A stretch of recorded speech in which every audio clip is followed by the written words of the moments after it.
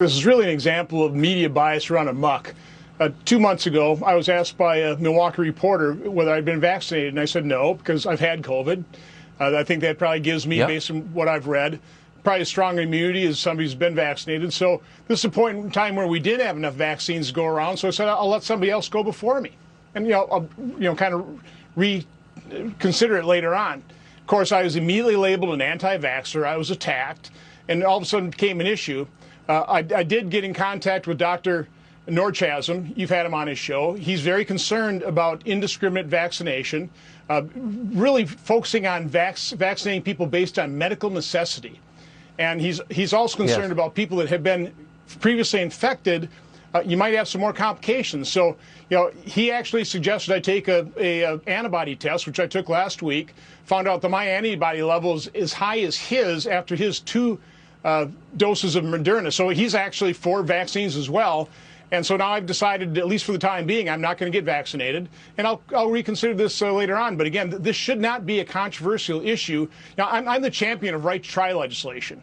But the corollary of that is right to choose as well. And we shouldn't be shaming or pressuring or mandating anybody get this vaccine. As we say, we have more than enough vaccine to go around right now.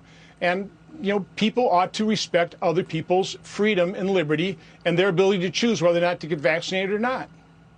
Well, that's a $64 question. Why are they pushing this on everybody? I am concerned now about them trying to push it onto children who, let's face it, they aren't in a position of informed consent.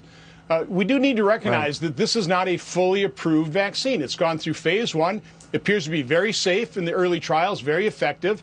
But, we're still undergoing the phase 2 and 3. So we need to be honest. I think my role as a United States Senator is not to encourage or discourage people taking vaccine, but to make sure the government is transparent and that people have all the information. I know you've come under a great deal of attack of just pointing out the VAERS system.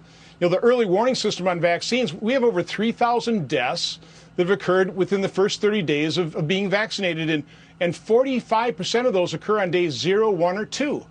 Listen, I'm not saying that's the vaccines that cause those deaths, but what I am saying is that is something that we should seriously consider, and we should investigate that further. And unfortunately, I think CDC is just kind of blowing that off.